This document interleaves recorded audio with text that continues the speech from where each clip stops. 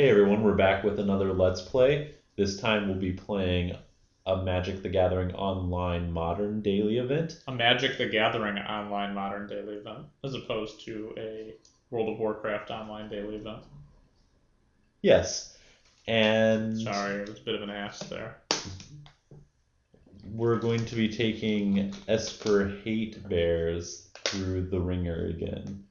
It's evolved quite a bit from the very first few days of Modern when we tried to play the deck. Or devolved, depending on how you look at it. I can't actually tell. We've gone through a lot of ideas. This one is basically all about Dark Confidant, I guess, because we figured, hey, if we're playing a deck that's like all 1 and 2 drops, we probably should be trying to play the best bear, which is Dark Confidant, even though he's not very hateful. Yeah. We tried stuff like Grand Abolisher, of course, Arlene and Arbiter Crush, which still has yet to be seen in Legacy, where his true home is. What else is going on here? We've still got the Tide Hollow Meddling Mage million pieces of discard package, which still effective in testing. We tried a version with Spectral Procession and Honor the Pure. We were not running Figure in that version, though maybe that would be advisable. We weren't running Dark Confidant. We were running Brave the Elements, which was pretty effective in a lot of different matchups, had a lot of utility. We went with Stave Off in this version because we thought, hey, maybe Dark Confidant is good enough to win a game, so we should probably be able to protect him too from removal. That and it deals with Kiki Might, Splinter, Yeah. Exarch for possibly one turn. I mean, if they're going the Splinter Twin route, you can just make it so the Twin doesn't resolve because their guy has Pro Red. Yeah. So it gives you a little bit extra utility. If you've been following the series for a while, you'll know that AJ and I really like options, even though sometimes we sacrifice a little bit of power to get those options. Yeah, and this deck is quite obviously a manifestation of that. Whether you call it some sort of psychological problem of ours or an insight, it's unclear.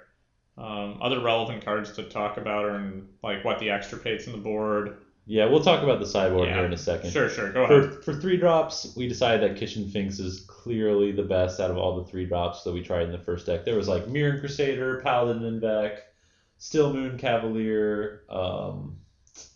Trying to think if there's anything else that was interesting in the 3-drop slot for the original Hate Bear Beyond. And we had Swords of Fire and Ice, which could be 3 drops, and that was sort of our win con. And we're going with Elspeth to do the same, under the same premise where the Bears won't be able to close a game because Lava is a 3/3. Yeah. But after... Yeah, look at that guy. I know, I need to change the artwork. Yeah, there you go. Go back to the Gondolier.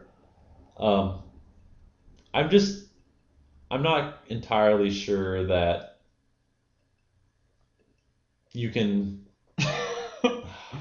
my brain is just totally failing right now. I don't think that it's possible for these Hate Bears the video did not just skip there, that was me.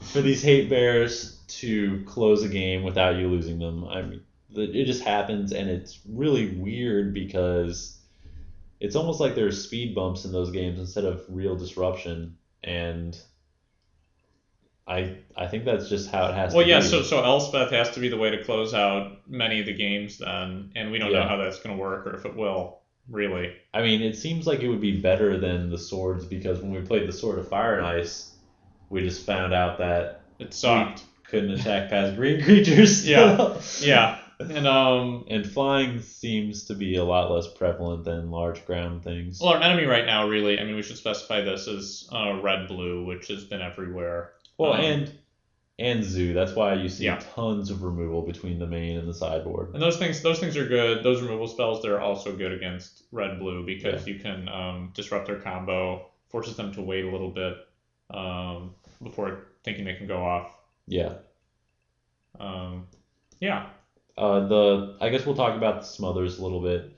AJ and I have discussed a lot what the best removal would be for a deck like this. We've gone up to a full set of paths because it is the best removal spell, I think, for this deck, even though it sucks because I'm pretty sure that you want to Meddling Mage Path all the time. So it's whenever- possible that you want to run more varied removal suite, like maybe a Go for the Throat, a Doom Blade, Dismember, yeah, and a path, or like 2 paths and 2 dismembers or something. One interesting thing about Go for the Throat is that if they were trying to protect a combo with Spellskite, Go for the Throat is able to neutralize the combo piece. We did not put Go for the Throat in here in the end anyway because we were a little bit afraid of Affinity, which the deck probably has trouble with. Maybe it's a matchup we should just toss out.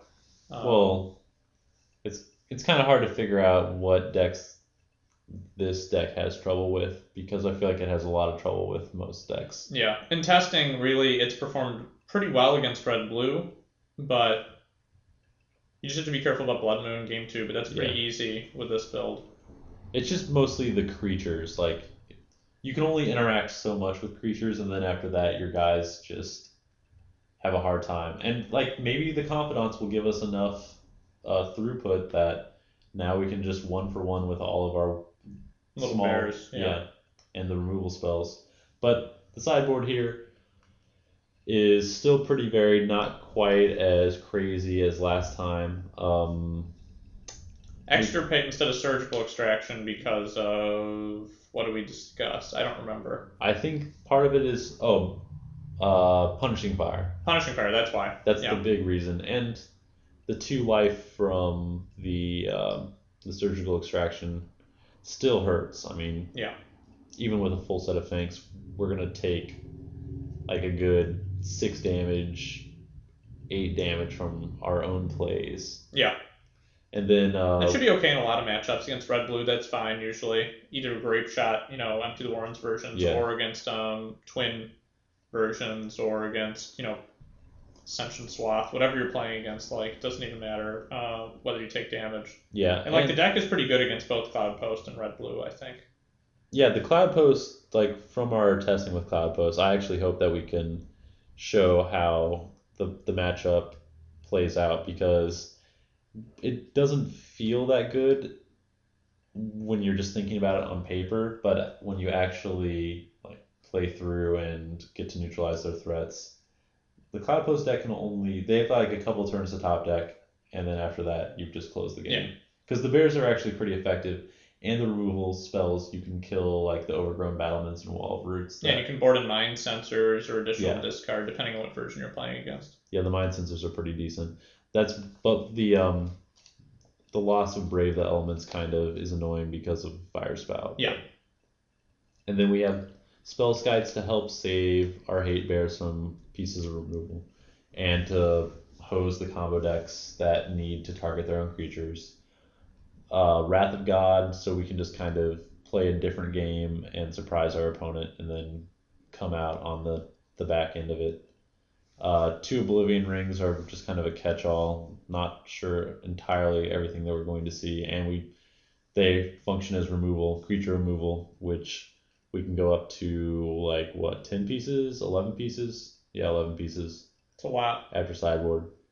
And kind of my rationale behind all the creature removal was the only Doran rock deck that I've seen doing well is playing 8 pieces of removal and 8 pieces of discard main.